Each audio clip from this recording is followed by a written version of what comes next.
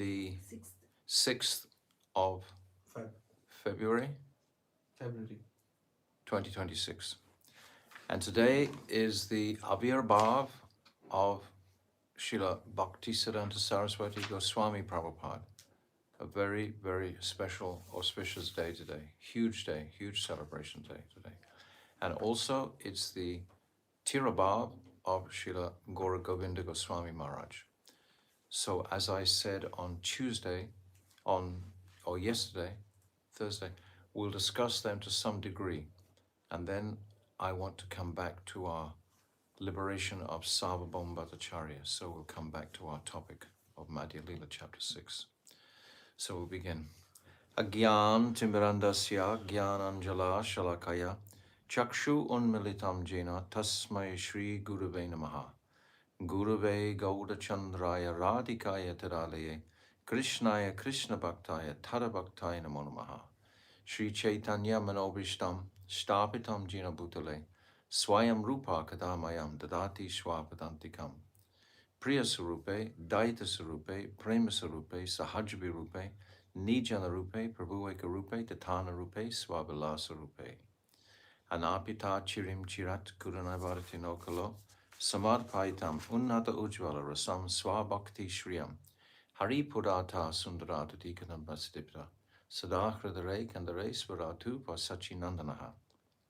Vairagya Vidya Nija Bhakti Yoga Shiksharstameka Purusha Purana Shri Krishna Chaitanya Sarir Kripam Buddha Yastamaham Pravadye Yam Pravajantamana Petyam Apeti Krityam Dvaipaina Viraha Katara Ajuhava Putre Titam Matayot Tarabopinedustam Sarvabhutam Hridim Munimanatoshmi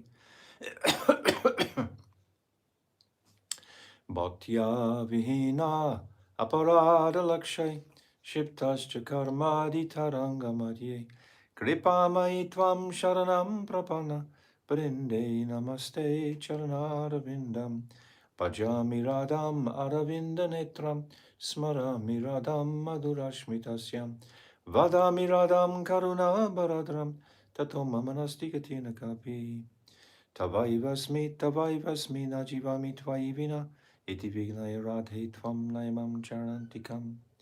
I'm first of all offering millions and millions of Dandavat pranams unto the lotus feet of my beloved Gurudev Nitya-lila Pravishta Om Asto Tarasara Shishimad Srila Bhaktivedanta Narayan Goswami Maharaj.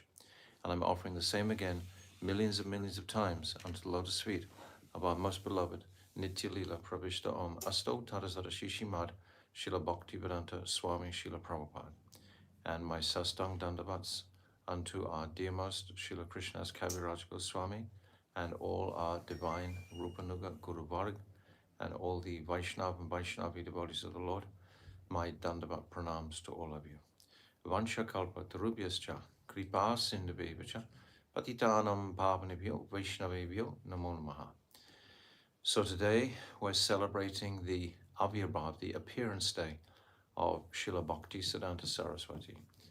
Normally, when a great person is celebrated, his main day of celebration is when he leaves this world, his Tirabhav, because at that time, all of his activities have been revealed, what he's done in his life. But it's rare that a personality is celebrated on his appearance day, or we have so much knowledge of him on his appearance day. With Srila Bhaktisiddhanta Saraswati, he took a divine appearance. Srila Bhaktivinoda Thakur, his great father, had prayed for a ray of Vishnu. And this personality of Srila Bhaktisiddhanta Saraswati,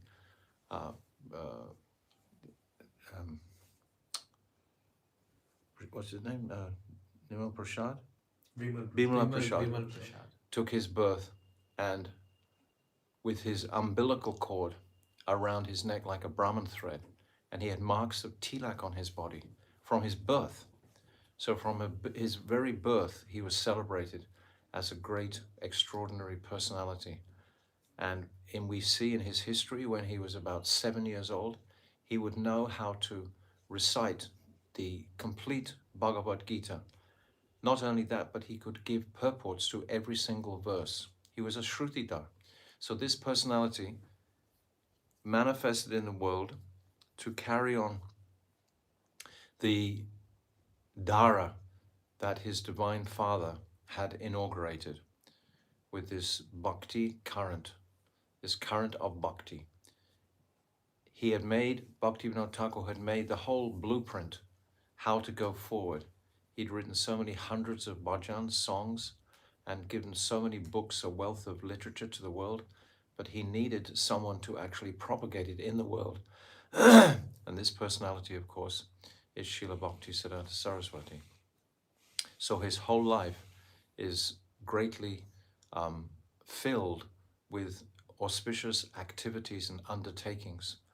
All the way through his life, he was very vigorously propagating the mood of Chaitanya Mahaprabhu. He knew from his birth, his father, of course, he's a Nitya Siddha Parikar, he's Nayani Mani Manjari originally. And generally, the personalities, their identities are covered, of course, in their appearance in this world.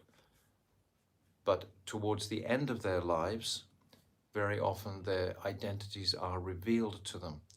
But during their growing up time, then they are generally covered. But Srila Bhaktisiddhanta Saraswati was such an erudite scholar. He was so versed in all the Shastras. It's quite remarkable, his grasping of all the Tattva and Siddhanta. I mean, the way he writes is just so powerful. He had such a sharp pen, cutting at the jungles of Mayavad. Nevertheless, he understood, and there's many examples of this, that the principal teaching of Rupa and Raghunath is Rag Marg. But that wasn't the path that he propagated prominently. Prominently, he was still cutting away at the jungles of Mayavad that were there. But still, he would give lectures and speak on Srimati Radhika at certain periods and describe her extreme position. So the sadhya, the goal, was clearly portrayed and given by Srila Bhaktisiddhanta Saraswati. He started the Gaudiya Math totally. We know the pastime, how he sat down to chant 1 billion names. And during that time, he had a vision of the whole Panchatattva came and directed him to begin his mission, his preaching in the world. And it's interesting that Jagannath Das Babaji, he left the world in 1912, and Srila Bhaktivinoda Thakur left in 1914, and Srila Gokishore Das Babaji Maharaj left in 1915. There was like 3 consecutive years when the principal luminaries in his life were just disappeared. So he was left alone in the world, more or less. And that's when he took the sannyas vesh from a photograph of Srila Gokishore Das Babaji. There are so many glorifications to speak about him.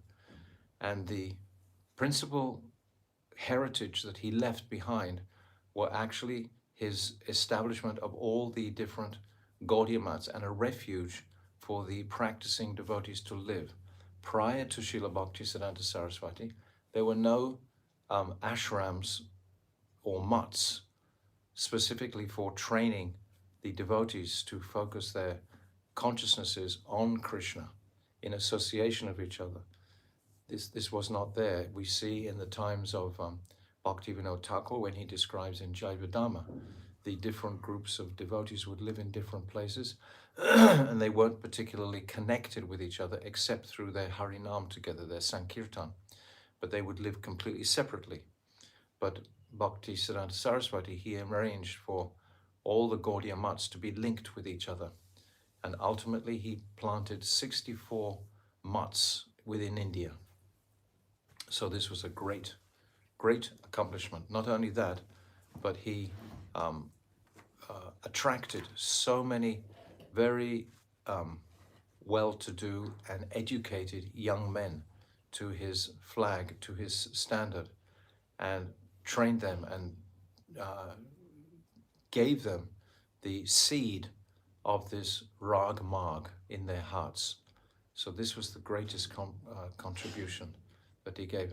And we see personalities like Srila Bhakti Bhagwan Keshav Maharaj, Bhakti Rakshak Sridhar Maharaj, Srila Bhakti Bhait Madhav Maharaj, Srila Bhakti Vaibhav Puri Maharaj, Srila Pramod Puri Maharaj, uh, all these personalities, Srila Bhaktivedanta Swami Prabhupada, all these personalities came to his standard, to his camp, and uh, immersed themselves in the teachings of the previous acharyas, particularly Rupa and Raghunath. So this is the teachings that he gave. I want to read just a very short passage just to demonstrate his complete. I just opened this book at random today. This is the teachings of Chaitanya Mahaprabhu, and this is, of course, all the writings and essays. His standard of speaking was so extraordinary. Just by reading a little bit, we can get an understanding of the power of his intellect, the power of his mood, the power of his clarity in these siddhantas and tattvas, etc. If you read carefully, he can give so much from these. And this book is just filled with essay after essay after essay. So I'd like just to read a little bit of this, and then I'll talk something about Srila Gaura Govinda Maharaj. So this is an essay entitled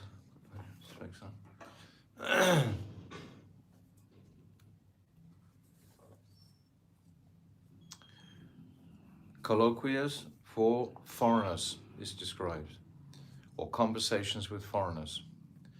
So he's describing the transcendental name is quite different from the ordinary sounds. These were the sort of teachings that Srila Bhaktisiddhanta Saraswati regularly would deliver and give. The ordinary sounds carry the impression of things of this world for our purpose. In other words, we say words that have a material purpose. So that's the nature of the sounds in this two-dimensional world. All things of this phenomena are meant to serve us. So everything in this material world with this material conception is designed for our pleasure. Everything. Somehow or other we want to move it in our own direction. This is completely contradictory to the path of Krishna consciousness. Service is to be, but we are to serve him. Service is to be rendered to the Absolute, and we need not hanker after receiving service from non-absolutes. So everything in this world is non-absolute. It's not eternal, it's nimitic. So if we're using the things of this world for our own pleasure, then we're leaving the service of Krishna. Service is to be rendered to the Absolute, and we need not hanker for receiving service from non-absolutes. Whatever is offered to the Absolute is known as service or bhakti. So simple. Service or bhakti, that is what is offered. When service is done properly, when it is not dominated by some regulation, this is very important. It's not dominated by, it's not vaidhi. It's spontaneous. It's not by rules. It's not smarta, in other words, he's saying. When service is done properly, when it is not dominated by some regulation, the service is pure. The regulation means the pushing of the consciousness into a service rather than allowing the consciousness naturally to flow towards a loving service to the Lord. That nature which is our inherent nature, to allow that to manifest, alterated with motivation, not motivation, motive. It's a different, it's Sakam Karma Yoga, ultimately.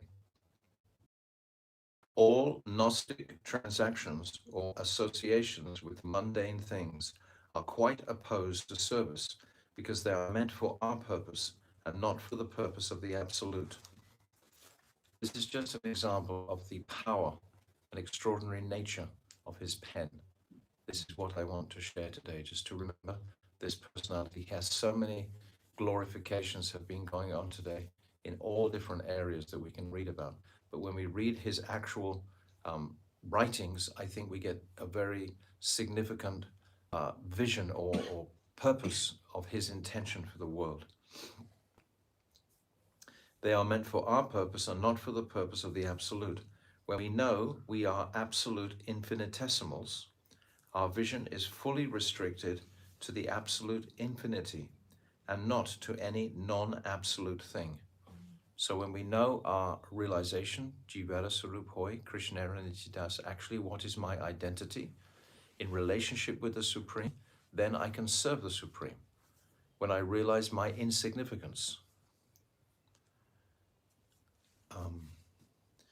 devotion or bhakti is the policy of approaching him.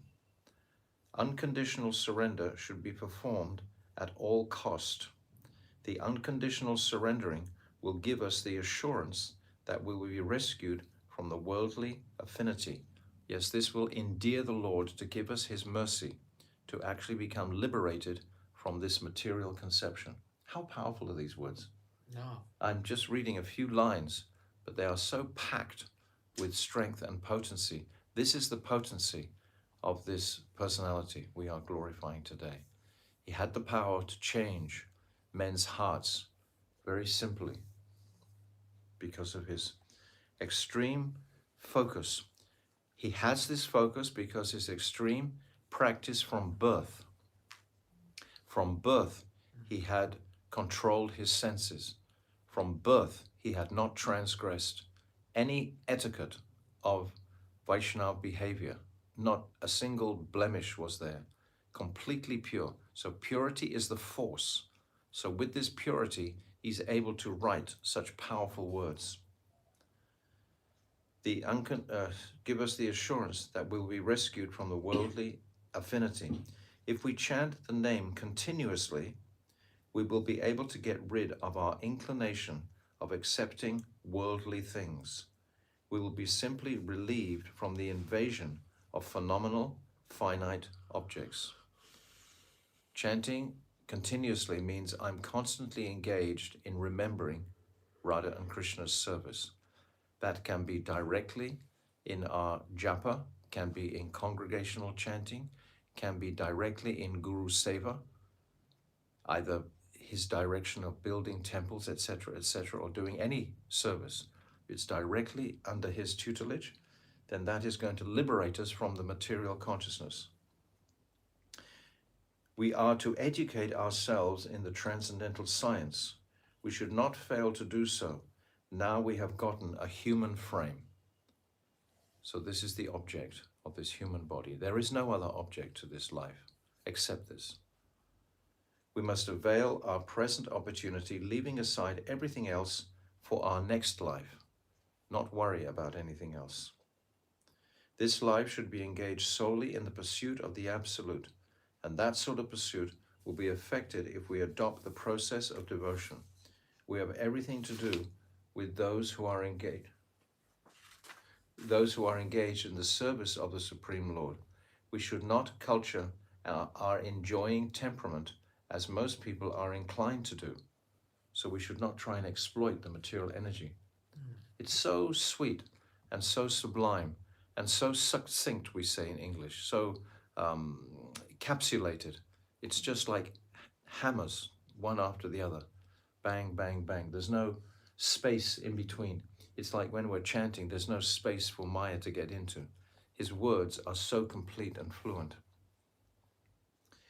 We should not culture the enjoying temperament as most people are inclined to do. If we have at all to meet an undesirable person, we should always make it a point to proselytize him through education about the transcendental. So whatever person we meet who's not inclined to devotional service, we only have one objective, is to encourage him in devotional service. There's no other purpose to meeting anybody, parents, family, etc., all of these things. But that's difficult to put into action when we have our material social obligations. It requires great gravity to do like that. And Srila Bhaktisiddhanta Saraswati, he most certainly possessed this immense gravity. And that was so attractive to so many people at the time. So we're remembering with great affection this divine personality who gave us the foundational infrastructure of this Gaudiya Math and created instigated the programs that his father had arranged and the various artis, etc., and the worshipping, and installed all the deities and so on. He worked so vigorously for the welfare of humanity in his years. He left about the age of 64. He was relatively young, and he gave every ounce of his energy from his birth to propagate this message of Chaitanya Mahaprabhu. He was Chaitanya Mahaprabhu's man, we can say. He came in very strongly at a time when it was so much needed, and we acknowledge his Guru Maharaj, Srila Gaur Kishore Das Babaji Maharaj, who was completely the opposite, in fact, to him. He was like a Bhajinanandi, living under a boat sometimes in Navadvip, living completely simple life, having no facility whatsoever, demonstrating through his life his total attachment to material objects. Yet Srila Bhaktisiddhanta Saraswati Thakur would drive in motor cars. He would do everything. Yukta Vairagya is what he expressed to spread the message of Mahaprabhu. And when he finally was granted initiation from Srila Gaur Kishore Das Babaji, Srila Gaur Kishore Das Babaji told him not to go to the city of Kali, which is the city of Calcutta. The next day, he went to the city of Kali, because he was not thinking in his mind, I'm going to Calcutta. I'm going to the place where the conditioned souls are suffering the most. And he went there to preach the message. And Srila Gaur Kishore Das Babaji Maharaj is described, would sometimes come and sit in the back of his classes, unknown. And he would always call him Prabhu. I've come to hear my Prabhu speak. But such a contrast between these two personalities. Srila Gaur Kishore Das Babaji Maharaj didn't have even the writing ability practically. And yet his disciple was so erudite, Srila Bhaktisiddhanta Saraswati. I mean, the distinction between the two in their material qualifications was enormous. And yet their dedication to Srimati Radhika's service was both completely focused in that way. So Srila Bhaktisiddhanta Saraswati, even though he had to cut these Mayavadi jungles, he let everyone know that his name was Sri Varshabhanavi, dedicated to the service of Sri Radhika, fully dedicated to her service. And this is his ultimate teachings there. And today, we're also celebrating the disappearance day of Srila Gaur Kishore Das Babaji Maharaj. Srila Gaur Govinda Maharaj. We understand that this personality had the power to leave his body at will. He was being attacked at the time by the ISKCON group. He was speaking very boldly about the jiva in particular not falling from Vaikuntha. Having this misconception that the jiva falls from Vaikuntha demonstrates our total lack of knowledge. It is an apasidantic conception completely. It means you don't have absolute faith in the perfection of the spiritual world, that you think that there can be some fault in the spiritual world that you would fall down. When you're in front of that beautiful person, Sri Krishna, Brajendranandan, Shyam Sundar, You cannot turn away from there. Krishna means all attractive. I said this the other day. The name itself means all attractive. You cannot turn away from there. So to consider that we actually turned away from there, it's like following the Christian Judaic conception of Adam and Eve, which is why Bhaktivedanta Swami Prabhupada didn't make a big drama about it. If those conditioned souls that he was bringing to Krishna wanted to hold that misconception initially, he knew it would be purified in time, because it's not an eternal truth at all. And those who propagate this are completely under, are the wrong impression. It's like if you're doing a mathematical equation and you're saying 1 + 1 = 3. It's like your whole equation is going to be out. So it's not a small thing. Many times I've approached the ISKCON devotees to tell them this, and they say, oh, what does it matter? Well, it's only a small thing. It's not a small thing at all. It means your whole essential conception of the spiritual world is defective. So Srila Gaura Govinda Maharaj was born a Vaishnava. He knew what was the absolute reality. And he was lamenting deeply that the general authorities in that society were propagating that we fell from Vaikuntha. But it's described, and you can note in the 7th canto, in the 1st chapter, in verse 35, in the first paragraph of Bhaktivedanta Swami Prabhupada's purport, he is saying, at the end of that paragraph, he's saying directly, Bhaktivedanta Swami Prabhupada is saying directly, it is a fact that no one falls from Vaikuntha. He says it directly, as direct as you can get. So why have they put a twist on that? And we were saying the other day, following all the different scriptural injunctions, you get support for the absolute truth. There can be no doubt about the absolute truth because it's said in so many different places. But that particular society is the only one in the world who propagates this misconception. And Srila Gaura Govinda Maharaj was heartbroken about this. And he would preach vigorously in Holland and England and these countries about this misconception, to such a point where that society banned him from preaching. And I was very fortunate to be in charge of one Australian temple. And when he arrived in Australia, we welcomed him with full open arms. We arranged for a carriage to drive him up to our temple. And we had so much celebration. And he preached fully. But then when he went down to Sydney and Melbourne, he was banned from actually entering those temples. But while he was in this temple in Mawulambar, we gave him a royal welcome and were allowed to hear his divine Harikatha. He was speaking on Navavrindavan Lila, in Dwarka, when Krishna goes into that Vrindavan conception that Vishwakam has made in Dwarka. So Srila Gaura Govinda Maharaj, very, very powerful personality, but completely restricted by that society because he refused to accept those apasidantic truths that were being given to such a degree.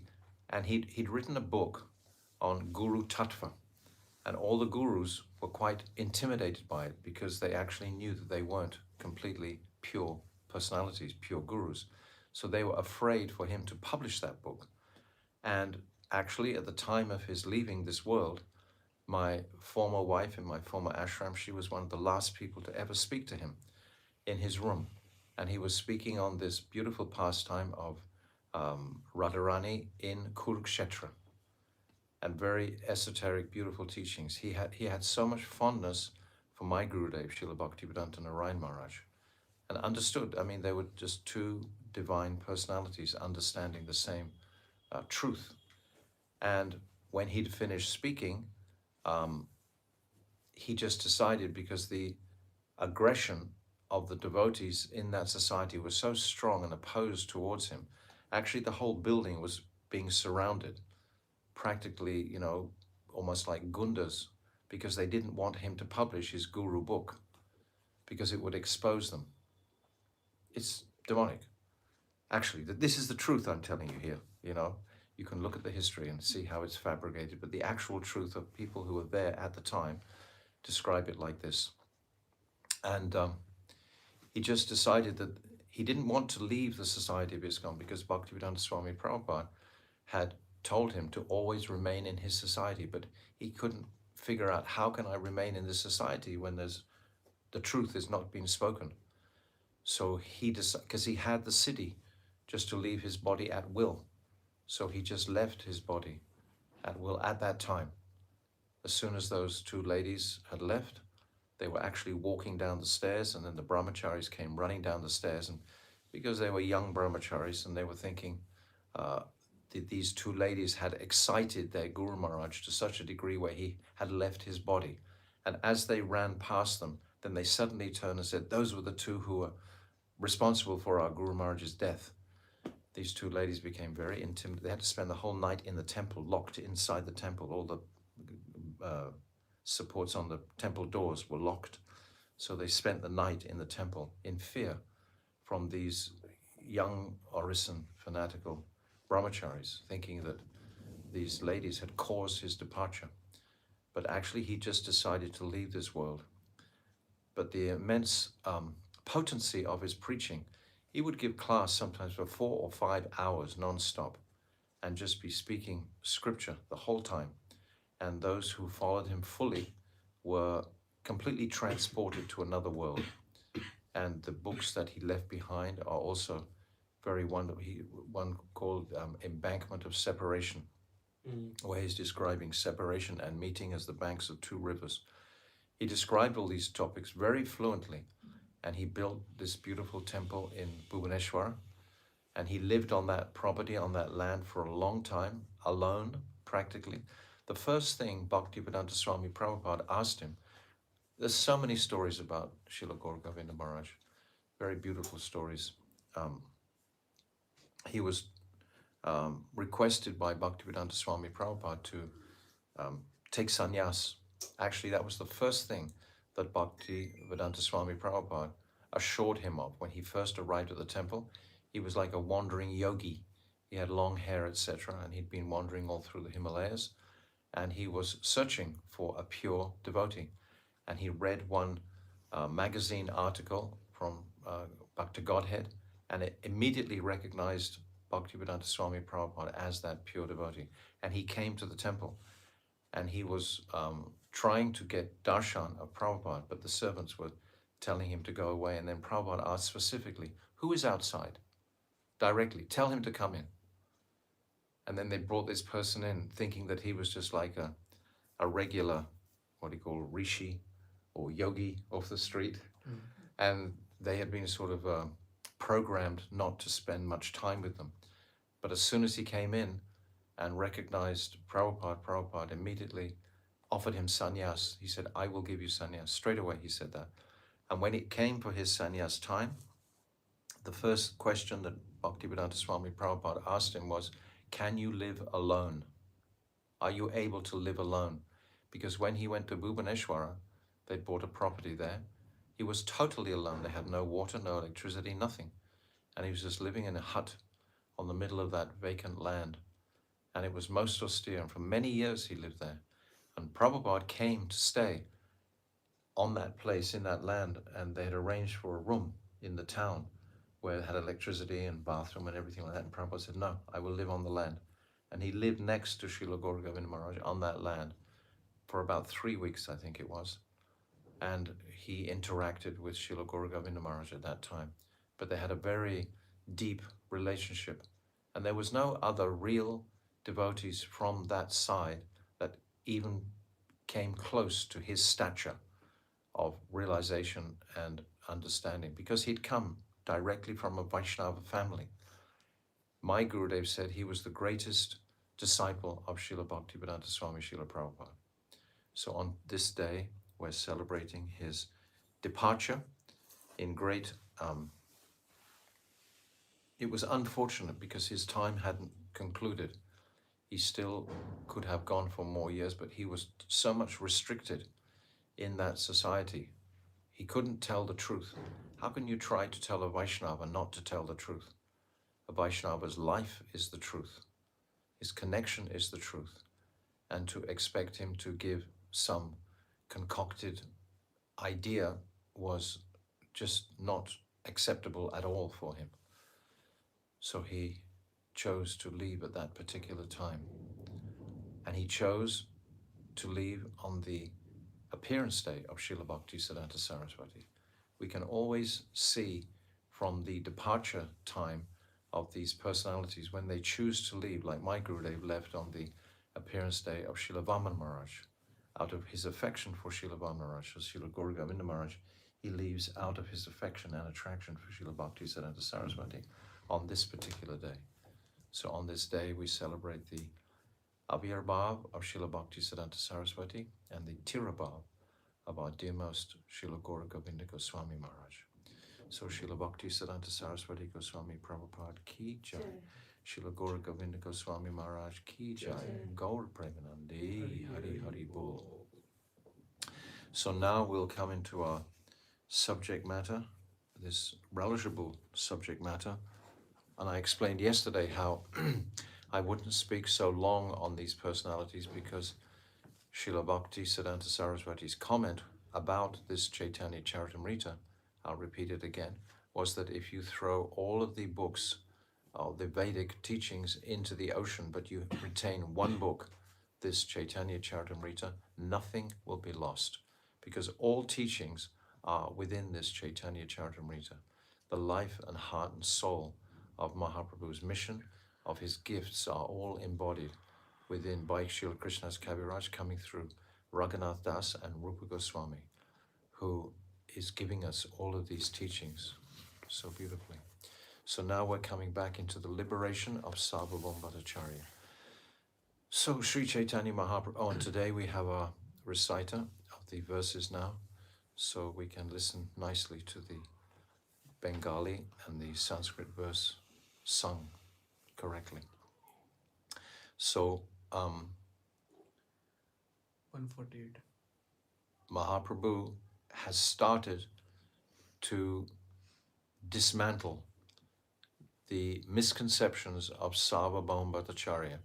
And to appreciate this most, we have to understand Sarvabhauma Bhattacharya is Brihaspati, and he's had these conceptions his entire life. And they're very, very deep and very significant, this Mayavad, Brahmavad conception that the Brahmajyoti is the supreme, that the supreme is ultimately impersonal, not personal. They're not able to accept the personal. How do you preach to someone like this?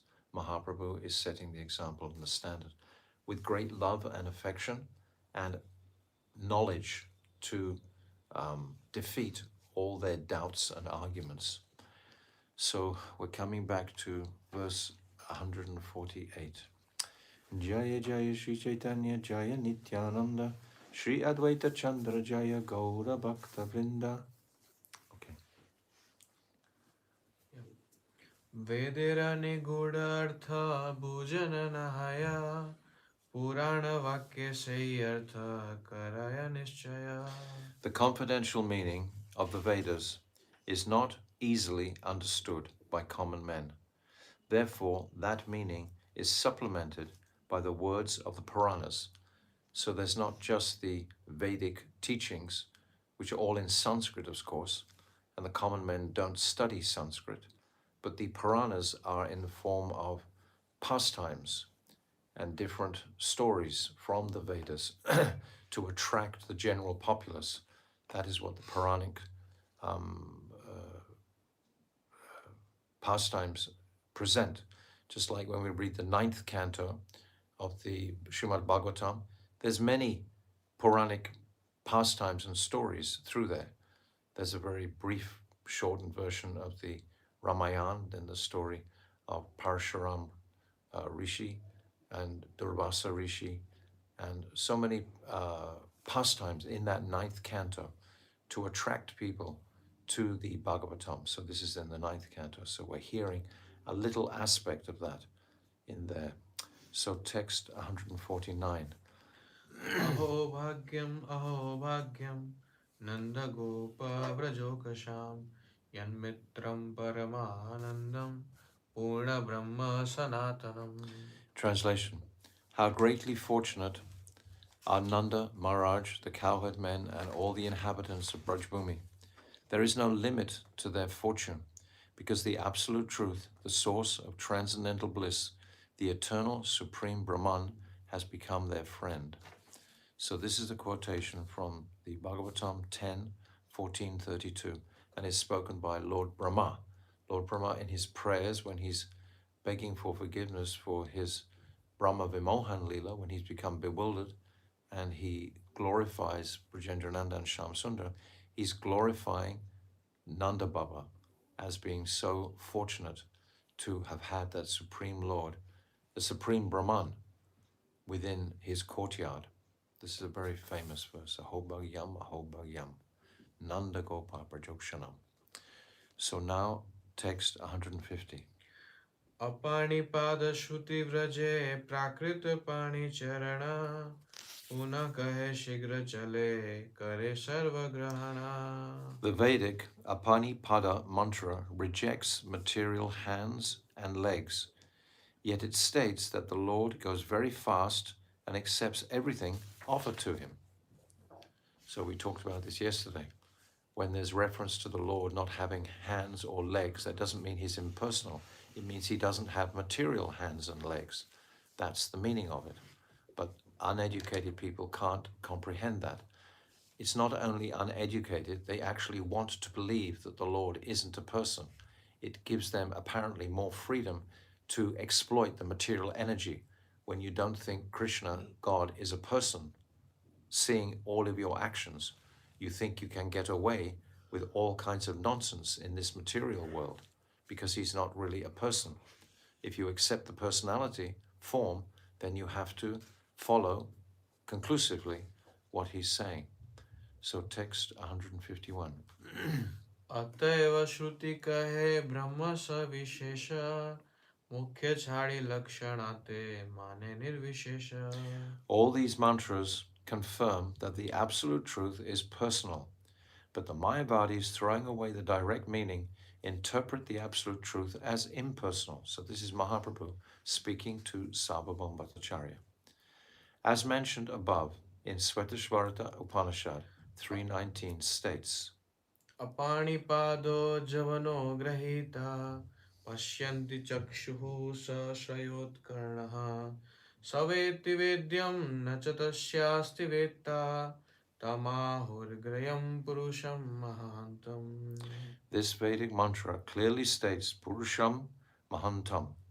The word Purush means person. In the Bhagavad Gita 10:12, Arjuna confirms that this person is Krishna when he addresses Krishna as Purusham Shashvatam. You are the original person. Thus, the Purusham Mahantam mentioned in the verse of the Shvetashvarta Upanishad is Sri Krishna. His hands and legs are not mundane, but are completely transcendental. However, when he comes, fools take him to be an ordinary person. Avajananti mam mudha manusyam tanum ashridham. One who has no Vedic knowledge, who has not studied the Vedas from a bona fide spiritual master, does not know Krishna. Therefore, he is a mudha. Such fools take Krishna to be an ordinary person, parambhavam ajananta. They do not actually know what Krishna is. Manusyanam sahasreshu kaschit yatati siddhaya. It is not possible to understand Krishna simply by studying the Vedas perfectly. We described this yesterday. One must have the mercy of a devotee, yat padam. Yes, this conception, for example, of the Ritviks is completely bogus, ultimately.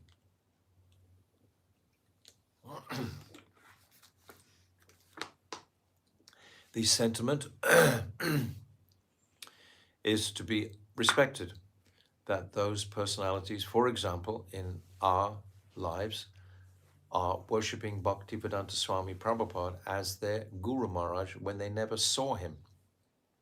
There has to be a physical transmission of this divine knowledge into the heart. Understand this, the guru has to be present in front of the shishya, in front of the disciple.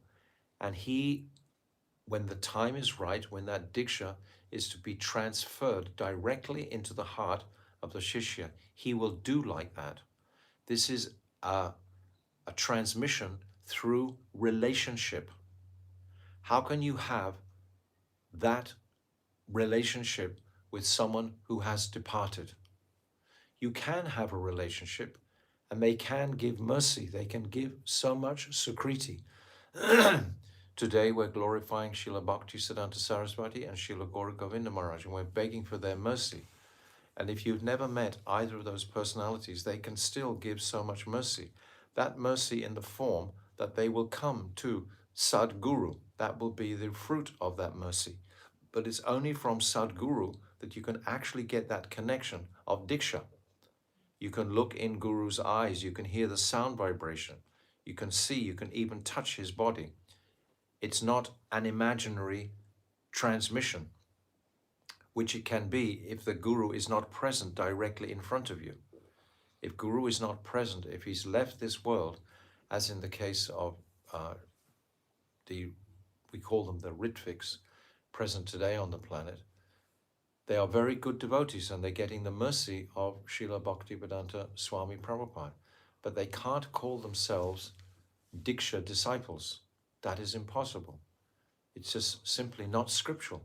It's as non-scriptural as the jiva falling from Vaikuntha. It's in the same category. It's not correct. It's not confirmed by Jiva Goswami. It's not confirmed by the other Goswamis that this is the method. Why? Because the Goswamis and all our previous acharyas knew that you have to come in front of that particular person. You can't do it. It's too much in the imagination. It's like if I follow Jesus Christ now today and I say that he's my guru, he's not present in front of me. He can give me so much inspiration on the path, but he can't fully give me that ultimate connection with the Supreme. Only the living guru can give that direction in the heart, that connection. Only that way. It can't be done any other way. It's just a figment of the imagination. It's not a nitya, it's not a true transmission. One who is not favored by a devotee cannot understand the Supreme Personality of Godhead. There's always pure gurus on the planet. If there wasn't pure gurus, then this line would just dry up. And if the sadhak is sincere sufficiently and praying for Sadguru, then Sadguru will appear to him. That is Krishna's job to arrange. Krishna will bring that personality who is qualified to connect that soul with the Supreme. It's a physical thing. It's an act from this world. It's not an act in the subtle realm. Guru physically puts the infusion of this Bhakti Lata Bij in the heart. What is that Bhakti Lata Bij? That Krishna Seva Vasana, the desire to serve Krishna, has to come from the literal personality. You're seeing that person serve Krishna. You're hearing that person serve Krishna. All your senses are connecting with that person in this realm. It's not kalpana, it's not imagination. So this understanding has to be clear. One who is not favored by a devotee cannot understand the Supreme Personality of Godhead. Ultimately, you can't understand Krishna without that connection. You can take your Diksha mantras from somebody who has already taken Diksha mantras. In this case, we're talking about Bhaktivedanta Swami Prabhupada. If someone has taken Diksha mantras from Bhaktivedanta Swami Prabhupada, he's entitled, if he's pure, to give that mantra to a Shishya. He's qualified to give that to a Shishya because he's received it. It has to be in that line. It has to be from guru to disciple, guru to disciple. It can't be, you can't jump a whole generation and say, oh yes, I've got from Srila Prabhupada, when you never met him. You can get from Srila Prabhupada's disciples 100%, but you can't get from without that direct connection. Arjuna confirms this in Bhagavad Gita 10:14. My Lord, it is very difficult to understand your personality. Yes, it's difficult, but if we have the living guru, then it can manifest. But if the guru is not alive, you can't connect. You can connect and get sukriti, like I said. We are following directly the instructions and injunctions of Bhaktivedanta Swami Prabhupada. And he can give so much mercy in the form of getting sukriti to get a pure devotee. That is the sukriti you will get from following these personalities. Of course, Prabhupada gives so much mercy, but the actual connection of Diksha, that can only be gotten from a living representative of that personality. There's no other way. The less intelligent class of men cannot understand the Supreme Lord without being favored by his devotee. What does that mean? Without being favored by his devotee. It means his devotee. It doesn't mean in the past, his devotees that have gone. It means the living, present devotee. Therefore, the Bhagavad Gita contains another injunction, 4:34. Tadvidi pranipatena pranipashena sevaya upadekshayati te jnanam janinas tattva darshanaha. Darshanaha, tattva darshanaha. One must see. One will get that connection by seeing that living person. There's a difference between actually seeing the person and hearing about the person. There's a difference. When you see the person, he has the capability of giving that directly. One has to approach a bona fide spiritual master and surrender to him. It's saying, what does that mean? One has to approach a bona fide spiritual master and surrender to him. How can that mean I'm approaching Prabhupada when I've never met Prabhupada? I'm approaching Prabhupada through his shishyas, and they will give me that connection. Not directly, you'll jump a whole generation. And we'll see that this Ritvik movement they call today, it will die out after some years. It cannot sustain itself. It has a time frame. It won't sustain. And we'll see. We'll see. Whoever wants to contend will see the future. Only then can one understand the Supreme Personality of Godhead as a person. So this is what he's speaking to Sarvabhauma Bhattacharya. You must have guru, spiritual master.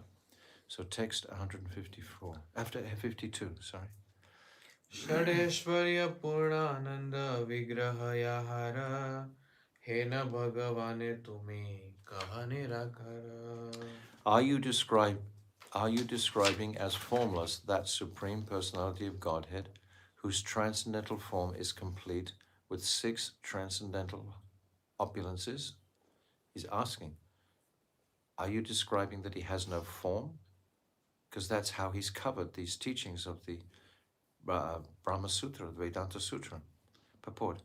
If the Supreme Personality of Godhead is formless, how can he be said to walk very fast and accept everything offered to him? Rejecting the direct meaning of the Vedic mantras, the Mayavadi philosophers interpret them and try to establish the absolute truth as formless because they have an agenda. Actually, the Supreme Lord has an eternal personal form full of all opulence. The Mayavadi philosophers try to interpret the absolute truth as being without potency. They don't give credit to the absolute form. However, in the Svetasvarata Upanishad 6.8, it is said clearly, Parasya Shaktiya Vidaiva Shuryate. The absolute truth has multi-potencies. The absolute truth has multi-potencies. That must be a personality to have those potencies. It can't be abstract. To go into the abstract is like an excuse not to really surrender, ultimately, and to keep your own material desires awake. And we're trying to purify those material desires. Text 153. स्वाभाविक तीन शक्ति ब्रह्म हय निशक्ति का करी तारे करह निश्चया. The Supreme Personality of Godhead has three primary potencies. You are trying to prove that he has no potencies if you say he's impersonal. It's like we talked yesterday about the fire and the three aspects of the fire itself, the flames, the energy, and the light. And what is the existence aspect of the light itself? The light has no existence potency. That means it's without form, without nature. That's the light. But it doesn't negate the other three. Where does the light come from? It comes from the source, which is the fire, and it's projected by the heat. So it's three: Brahman, Paramatma, and Bhagavan. Understand this. We must understand that verse. Vedas, what's that verse? Vedanti Tattva Vedas Tattvam Yajnanam Advayam Brahmati Paramatmiti Bhagavan Iti Shabdite. Sri Chaitanya Mahaprabhu now quotes 4 verses from the Vishnu Purana, 6.761 to 63 and 1.12.69 to explain the different potencies of the Lord. To have potencies, there must be a form. Text 154. Vishnu Shakti Paraprukta Kshetragakhya Tatha Para Avidya Karma Sangyanya Trutiya Shakti Rishyate. The internal potency of the Supreme Lord Vishnu is spiritual, as verified by the Shastras. There is another spiritual potency known as Kshetragyan, or the living entity. The third potency, which is known as nescience, makes the living entity godless and fills him with fruitive activity. So it's a potency. It's Maya Devi. It's the covering, the nescience. Purport. In the Bhagavad Gita, in Sri Krishna's discourse on the Kshetra and the Kshetragyan, it is clearly stated that the Kshetragyan is the living entity who knows his field of activities. The living entities in the material world are forgetful of their eternal relationship with the Supreme Personality of Godhead. This forgetfulness is called avidya, or nescience. The avidya shakti, the avidya potency of the material world, provokes fruitive activity. Although this avidya shakti, material energy, or nescience, is also an energy of the Supreme Personality of Godhead, it is especially intended to keep the living entities in a state of forgetfulness. So we said many times, there is nothing in existence that is separate from the Lord. There is nothing in existence, you should write that down, there is nothing in existence that is separate from the Lord. This is the ultimate reality. This is the heart of understanding everything. There is nothing in existence separate from the Lord. This is due to their rebellious attitude towards the Lord. That's the original rebellious attitude. I was describing that Jiva Tattva the other day, that we didn't want to serve the Lord, we wanted to serve ourselves, and we still want to serve ourselves. Still, our own service is our topmost consideration. How will I be happy in the material world? How can I arrange things for my pleasure? I'm not thinking exclusively, knowing that I am just a part of Krishna and my only function is actually to bring him pleasure. And what is the principal example of all of this? Very simply, it's the gopis, which we've been given that example in the 4th chapter. We are following the gopis' mood, the gopis' bhav. That is our sadhya, ultimately. What is their mood of surrendering everything to the Lord? The gopis are the highest example of that, so we follow them. This is due to their rebellious attitude towards the Lord. Thus, although the living entities are constitutionally spiritual, they come under the influence of the potency of nescience. How this happens is described in the following verse. So understand this clearly, that we've come under this cloud.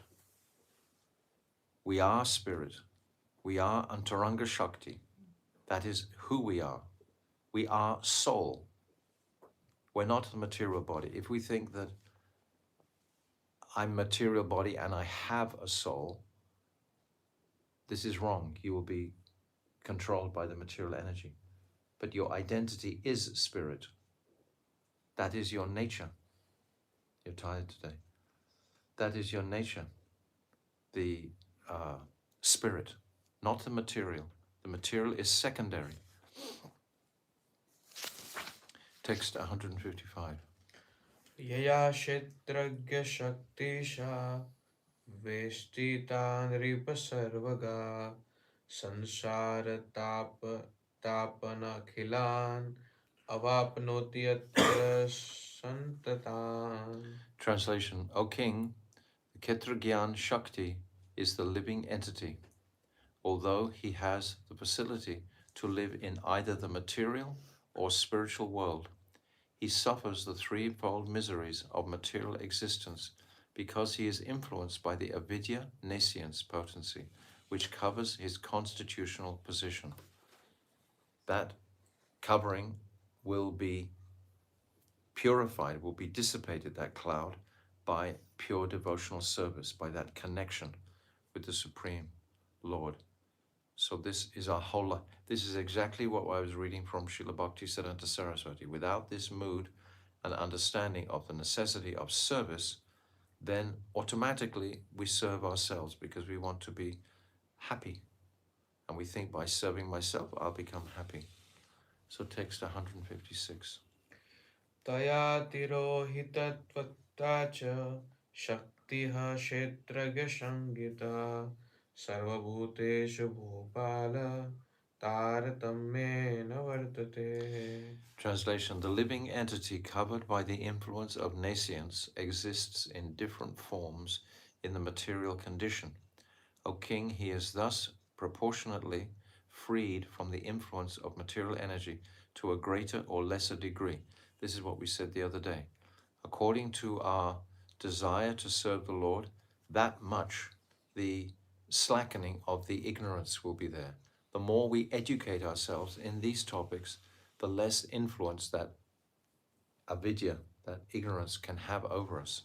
So it's essential to educate ourselves in all of these topics, to know conclusively who I am, why I'm here, what is the nature of this material world, and what is my purpose in life, what is the meaning of my life, what has that particular understanding, what is the meaning of my life. That has to be very clear in the consciousness of the jiva. Okay, so purport. The material energy acts on the living entity in different degrees according to how he acquires the association of the three modes of material nature. There are 8,400,000 species of life, some inferior, some superior, and some mediocre. The gradations of the bodies are calculated according to the covering of material energy. In the lower categories, including aquatics, trees, plants, insects, birds, and so forth, spiritual consciousness is almost non-existent. That's called Acharita Chaitana. This is explained in Jayavadama. Acharita Chaitana is the most fallen. In the mediocre category, the human form of life, spiritual consciousness is completely awakened. There's Acharita Chaitana, Sankulita Chaitana, Mukulita Chaitana, Vikashepa Chaitana, and Purna Vikashita Chaitana. These 5 categories are described in the introduction to Jayavadama, 5 stages of consciousness. They're all consciousness, but there's different coverings of that consciousness. The human form of life, spiritual consciousness, is completely awakened. In the superior life forms, spiritual consciousness is fully awakened. Then the living entity understands his real position and tries to escape the influence of material energy by developing Krishna consciousness. Developing Krishna consciousness means I'm developing my service mood to the Lord. So we'll read one more text here, text 157. Ahladini sandhini samveta Tvai eka sarva samshraye Ahlad tapakare mishra Tvai no guna varjite. The Supreme Personality of Godhead is Sat Chit Ananda Vigraha. This means that he originally has 3 potencies. the pleasure potency, the potency of eternality, and the potency of knowledge. Together they are called the Chit potency, and they are present in full in the Supreme Lord. For the living entities who are part and parcel of the Lord, the pleasure potency in the material world is sometimes displeasing and sometimes mixed. This is not the case with the Supreme Personality of Godhead, because he is not under the influence of the material energy or its modes. So to understand Krishna, to understand his supreme position, we are Sat Chit Ananda also. Krishna is Sat Chit Ananda. We also have a particle of this potency, just like the sparks fly out of the fire. The fire is the principal power, but the sparks are emanations from that power. And they're very, very tiny. But if that spark falls in dry grass, it has the capacity to ignite an enormous roaring fire. So it has that potency within it. If we can ignite our spiritual potency, we can influence the whole world with the teachings of this Krishna consciousness, just like we see with Srila Bhaktisiddhanta Saraswati. From Srila Bhaktisiddhanta Saraswati, he influenced the whole world. From Srila Bhaktivinoda Thakur, he influenced the whole world. From all these personalities, they will influence the whole world. So we have that potential within us to do like that. So this potential is there. When the avidya becomes reduced, and that avidya will be reduced by fulfilling our constitutional obligation, which is service to the Lord. Service, we've said so many times, is the symptom of love. When we come into that spiritual mood, that spiritual realm in our consciousnesses of serving the Lord, then that love, that natural love and affection towards the Lord will be inspired in the heart. So these conceptions are being woken up in the heart of Sarvabhauma Bhattacharya. But we'll see that Sarvabhauma Bhattacharya doesn't accept these teachings easily. He, after Mahaprabhu has explained all this truth to him, he still has so many doubts and objections because he's so scholarly versed in the Mayavad philosophy. All of his Mayavad conceptions have to be defeated. First, they have to be drawn out. So this is how we'll see in the rest of this chapter, and we'll discuss on Monday. Jai, Srila Krishna's Kaviraj Goswami Ki Jai. Liberation of Sarvabhauma Bhattacharya Ki Jai. Srila Bhaktisiddhanta Saraswati Thakur Ki Jai. Srila Gaura Govinda Goswami Maharaj Ki Jai. Ananta Kota Vaishnava Vrinda Ki Jai. Go Premanande Hari Hari Bol. Hare Krishna, Krishna Krishna, Hare Hare, Hare Rama, Rama Rama, Hare Hare. Oh Hare Krishna, Krishna Krishna, Hare Hare, Hare Rama, Rama Rama, Hare Hare. Oh Hare Krishna, Krishna Krishna, Hare Hare, Hare Rama, Rama Rama, Hare Hare. Oh Hari Bol, Hari Bol, Hari Bol, Gaura Hari Bol, Nitai Gaura Hari Bol, Hari Bol, Hari Bol, Gaura Hari Bol, Go Premanande, Hari Hari Bol. Vancha Kalpa Tarubhyascha, Kripa Sindhavebhacha, Patitanam Papnebhyo, Vaishnavebhyo, Namo Namaha. Shri Gurudev Ki Jai, Go Premanande, Hari